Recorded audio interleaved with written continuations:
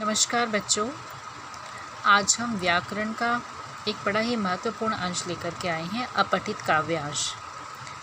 बहुत बार आपने इसे परीक्षा में हल भी किया है, लेकिन अक्सर बच्चों को लगता है कि जितने अच्छे तरीके से वो अपठित गद्यांश हल कर लेते हैं, उतने अच्छे तरीके से अपठित काव्यांश जो है वो शायद हल नहीं कर पाते हैं।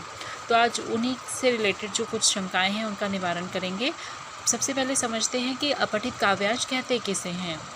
अपठित काव्यांश, जैसे कि नाम से ही जाहिर है, अपठित, जो पहले से आपने नहीं पढ़ा हुआ है, काव्यांश, कविता का ऐसा अंश। तो इसकी परिभाषा के तौर पर हम कह सकते हैं कि कविता का वह अंश जो पहले से ही ना पढ़ा हो, अपठित काव्यांश कहलाता है। इसके माध्यम से विद्यार्थियों की कविता समझने की क्षमता का विकास होता है। अगर आप ये सोचें कि अपठित काव्यांश जो है वो पाठ्यक्रम में शामिल क्यों किया गया है, तो इसके पीछे एक बहुत महत्वपूर्ण कारण है, और वो कारण क्या है कि इसके माध्यम से विद्यार्थियों की कविता समझने की क्षमता का विकास होता है। और दूसरी बात कि काव्य में उनकी रुचि जो है वो बढ़ती है। अक्सर कविता को हम लोग पढ़कर यूं ही छोड़ दिया करते हैं, लेकिन अपठित काव्यांश जैसे प्रश्नों के लिए हमें उस कविता की पंक्तियों को समझना पड़ता है और हमें कवि की भावना का भी संज्ञान लेना पड़ता है, तो जिससे कि पाठकों के मन में कविता को समझने की क्षमता का भी विकास होता है और उनकी रुचि भी कविताओं के प्रति बढ़ती है। अब बात करते हैं ध्यान देने योग्य बातों पर। ध्यातव्य मीन्स ध्यान देने योग्य बातें। काव्यांश जो है, अपठित काव्यांश हल करते समय हमें किन बातों का ध्यान रखना चाहिए, जिससे कि हमारे इस प्रश्न का उत्तर जो है वो बिल्कुल भी गलत ना हो। सबसे पहली बात जो ध्यान देने योग्य है वो है, सर्वप्रथम काव्यांश को 2 से 3 बार पढ़ें। ये नहीं है कि एक बार आपने पढ़ा और फटाफट आप उत्तर लिखना शुरू कर दें। ऐसे में अक्सर हमसे गलतियां हो जाया करती हैं। तो सबसे पहले काव्यांश को हमें 2 से 3 बार पढ़ना चाहिए। 2 से 3 बार इसलिए कह रही हूँ कि कई बार क्या होता है कि कुछ महत्वपूर्ण अंश जो है वो पहली बार पढ़ते ही हमें समझ में नहीं आते हैं।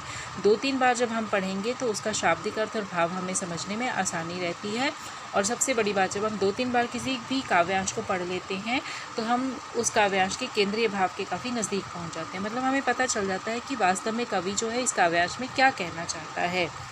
दूसरी बात, महत्वपूर्ण अंशों को रेखांकित कर लो। जो भी पंक्तियां हमें महत्वपूर्ण लगती हैं उन्हें पेंसिल से अंडरलाइन कर लीजिए, ताकि जब आप प्रश्नों के उत्तर देंगे एकदम से आपको उत्तर खोजने में सहायता मिलेगी। शाब्दिक अर्थ और भाव समझने का प्रयास करना चाहिए। प्रत्येक शब्द का अर्थ और कविता में किस भाव से उसका प्रयोग किया गया है, इसे समझने का प्रयास करना चाहिए। अस्पष्ट और सांकेतिक प्रश्नों के उत्तर जानने के लिए हमें काव्यांश के मूल भाव को आधार बनाना चाहिए। कई बार क्या होता है कि कविता काफ़ी टफ सी आ जाती है, मुश्किल सी आ जाती है, जिसमें सब कुछ अस्पष्ट होता है, सांकेतिक से प्रश्न लगते हैं, मतलब कुछ समझ में नहीं आता कि वास्तव में कवि जो है संकेतों के माध्यम से क्या स्पष्ट करना चाहता है। तो ऐसे में जब अगर हमें काव्यांश का मूल भाव पता है, मतलब हम 2-3 बार पैसेज को पढ़कर ही समझ चुके हैं कि वास्तव में कवि क्या कहना चाहता है, तो अस्पष्ट और सांकेतिक प्रश्नों के उत्तर हम उस मूल भाव के आधार पर जो है वो लिख सकते हैं। और अंतिम बात जो ध्यान देने योग्य है और सबसे इम्पॉर्टेंट इसलिए कहूँगी कि अक्सर बच्चे जो है काव्यांश, अपठित काव्यांश से संबंधित जब भी ये प्रश्न करते हैं हल, तो वो क्या करते हैं, कविता की पंक्तियों को हूबहू प्रश्न के उत्तर के तौर पर उतार दिया करते हैं, जिससे उनका वो उत्तर गलत हो जाता है। प्रत्येक उत्तर उन्हें अपने शब्दों में ही लिखना चाहिए। जब आप अपठित, बोध का अर्थ क्या है कि जो आपने पढ़ा नहीं है, बोध मतलब उसको आपने समझना है, तो उसको आप समझेंगे तो समझकर ही आप उसको लिखते हैं। तो इसलिए प्रत्येक उत्तर जो है आपके अपने शब्दों में होना चाहिए। आपको कवि की लैंग्वेज यहाँ हूबहू नहीं लिखनी है, बल्कि कवि की भाषा को समझकर उसे अपने शब्दों में आपने पिरोकर लिखना है। तब आपका अपठित काव्यांश का प्रश्न जो है वो सही होता है।